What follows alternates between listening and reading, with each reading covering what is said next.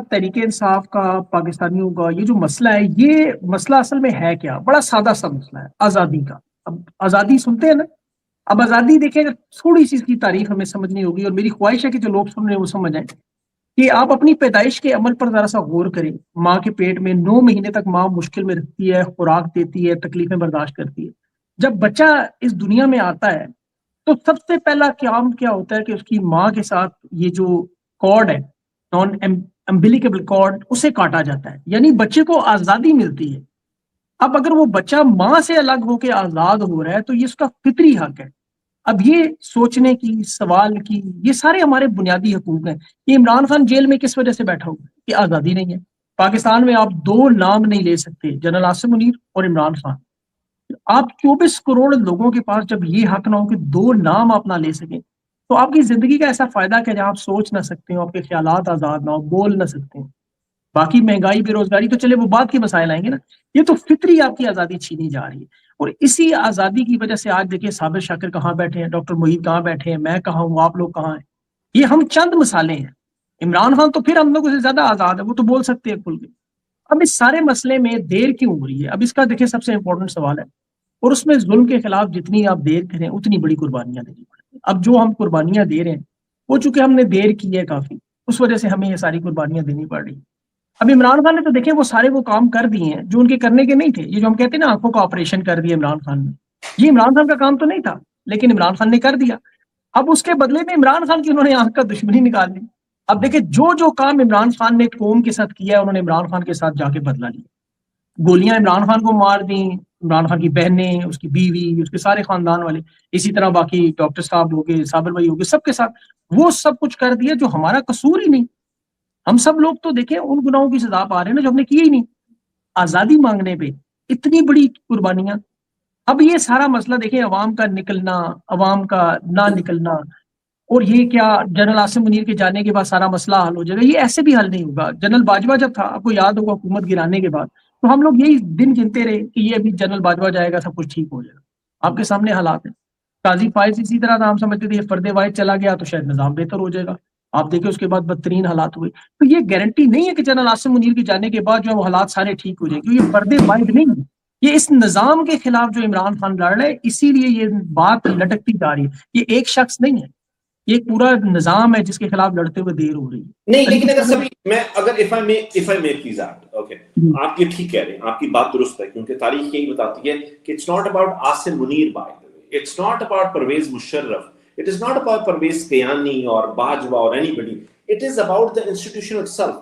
یہ کاکول اکیڈمی میں کوئی مسئلہ ہے، یہ اس جڑ میں مسئلہ ہے، یہ اس بیس میں مسئلہ ہے. کوئی یہ کوئی آتا ہے تو 22ویں گریڈ میں جب پہنچتا ہے تو اپنے آپ کو ایک کیونکہ اس کی اکاؤنٹیبلٹی آج تک نہیں ہوئی ہے، وہ اپنے آپ کو کوئی خدا ٹائپ چیز سمجھنے لگ جاتا ہے. لیکن آپ کو لگتا نہیں ہے، and this is the question to everyone, like food for thought, مطلب یہ والا سوال کہ لگتا نہیں ہے کہ عاصم منیر کا جو جیسے بھی اس کا اختتام ہو، جس طرح کہ صابر شاکر صاحب نے بالکل درست فرمایا کہ یہ لاتوں کے بھوت ہیں، یہ باتوں سے نہیں مانتے، یہ آرام سے نہیں جائیں گے، ان کو شرم نہیں آئے گی، یہ نہیں ہوگا مجھے احساس ہو گیا ہے ایسا کچھ بھی نہیں ہوگا، ان کو نکالنا پڑے گا. یہ بالکل میں اس بات سے درست، میں متفق ہوں اس بات سے مکمل طور پر. مگر ڈونٹ وی تھنک کہ آج کی سچویشن بہت مختلف ہے. یہ مشرف والا دور نہیں ہے، کوئی اور والا دور نہیں ہے.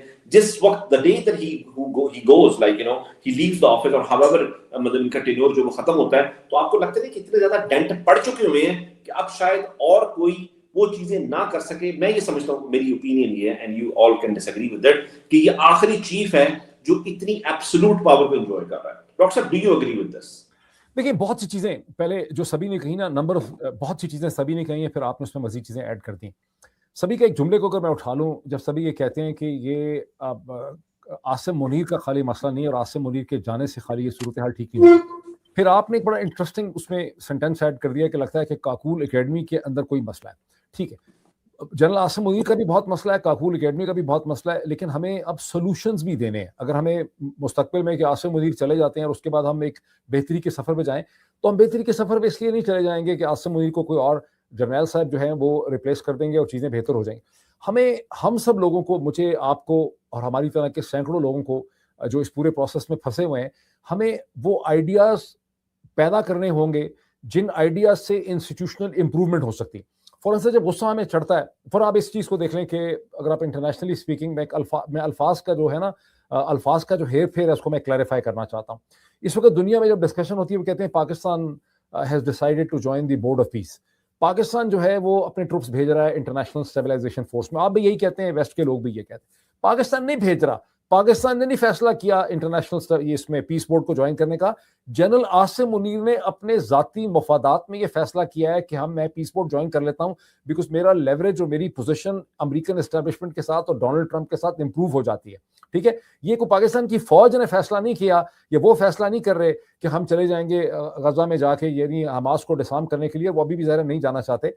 ہمیں یہ دیکھنا پڑے گا کہ فوجی ہمارے میں سے ہیں، ہمارے ہی بھائی بند ہمارے گھروں میں سے فوج میں ہیں. ہم سب کے جاننے والے کزنز، بھائی، رشتہ دار، انکلز جو ہیں وہ فوج میں ہیں، اور ہمارا ان سب کے ساتھ تعلق ہے. ہم نے جیسے کہتے ہیں نا انگریزی میں بریکنگ بریڈ، ہم نے ان کے ساتھ کھانے کھائے ہیں، کافیاں پی ہیں، ہمارے گھروں میں آنا جانا ہے.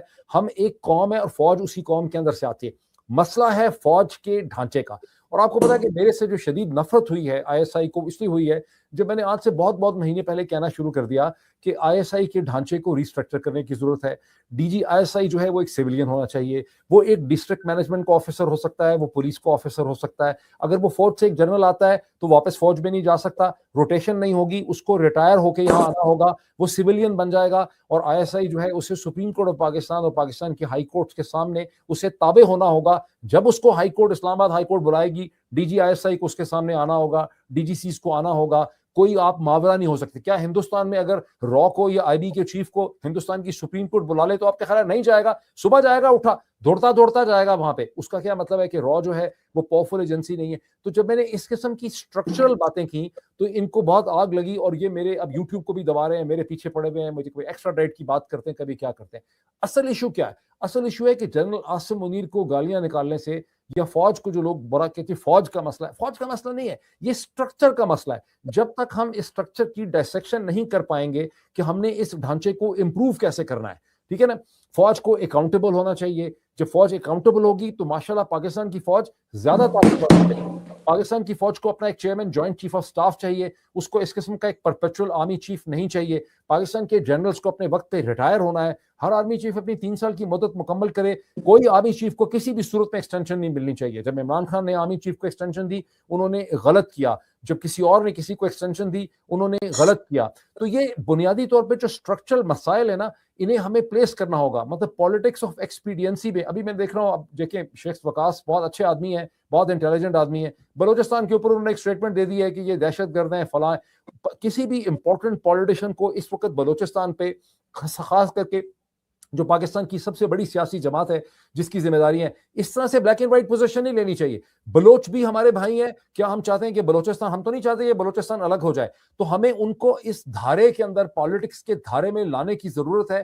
ہمیں ان سے نیگوشیٹ کرنے کی ضرورت ہے. جو کچھ گزشتہ 24 گھنٹے میں بلوچستان میں ہوا ہے کہ ہم ان کو صرف دہشت گرد کے، فاٹا والے بھی دہشت گرد ہیں، بلوچستان والے بھی دہشت گرد ہیں. پتہ نہیں آپ دونوں کے اوپر دہشت گردی کے پرچے ہوئے کہ نہیں. میں بھی دہشت گرد ہوں، عادل راجہ بھی دہشت گرد ہے، شاہین سیبائی بھی دہشت گرد ہے، ٹھیک ہے. وہاں پہ حیدر مہدی بیٹھا ہے وہ بھی دہشت گرد ہے. اس سے پہلے عمران ریاض دہشت گرد تھا. مجھے نہیں پتا آپ دونوں دہشت گرد ہیں کہ نہیں ہے، پتہ نہیں سبھی کاظمی دہشت گرد ہے کہ نہیں ہے. لیکن ابھی آپ کو پتا ہے ایک جملہ محسن نقوی صاحب نے وہاں پر بات کرتے ہوئے سرفراز بگٹی کے ساتھ بیٹھ کے انہوں نے پریس کانفرنس کی، یہ حملہ جو ہوا ہے بی ایل اے کا، انہوں نے کہا یہ نارمل دہشت گرد نہیں تھے، یہ اب نارمل قسم کے دہشت گرد. ایک نئی ٹرم ان مائنڈ کر لی ہے. مطلب ایک ہندوستان کے دہشت گرد ہیں، ایک خوارج کے دہشت گرد ہیں، اب یہ اب نارمل قسم کے دہشت گرد تھے. تو یہ جو ہمیں جو ہے نا یہ پورے اسٹرکچر پہ اور پروپوزل پہ غور کرنا ہوگا. ہماری فوج ہے، ہمارے بھائی ہیں، کیسے اس ڈھانچے کو ہم نے امپروو کرنا ہے. اچھا، ایک میں 8 فروری کے حوالے سے ایک بات کرنا چاہ رہا تھا. یہ آنے والا ہے شٹر ڈاؤن ہڑتال کی کال دی ہوئی ہے. اچھا مجھے بتائیں، کافی کبھی جیسے عمران خان کی صحت کی خبر آتی ہے، جیسے کلیئرٹی نہیں ہوتی، کافی لوگ مایوس ہو جاتے ہیں اور بہت فکر میں ہوتے ہیں. تو آپ لوگ اتنے ریزیلینٹ، 3.5 سال سے 3.25 سال سے میں آپ لوگوں کو دیکھ رہا ہوں، اپنے پہ پرسنل پریشانی اتنی آئی، پرچے جو آپ کہہ رہے ہیں، اور اتنی فیملی پہ مسئلے وغیرہ. تو آپ کیا کہنا چاہیں گے جو سوشل میڈیا پہ جتنے لوگ سب دیکھ رہے ہیں، پریشان ہوتے ہیں اور پھر تھوڑا مایوس ہو جاتے ہیں، ان کو کیسے باک اپ کس طرح کریں گے کہ کیا ایک جذبہ ہے جس میں آپ روز کھڑے ہوتے ہیں, روز اتنی مشکلات ہوتی ہیں, روز کھڑے ہوتے ہیں, تو اپنا کوئی سولوشن جو آپ شیئر کرنا چاہتے ہوں سوشل میڈیا والوں سے اور پورے پاکستانی جو آپ کو دیکھ رہے ہیں پوری دنیا میں اس وقت؟ بہت شکریہ جبران. میں دیکھ رہا تھا کہ ایک دن پہلے میں نے دیکھا کہ محمود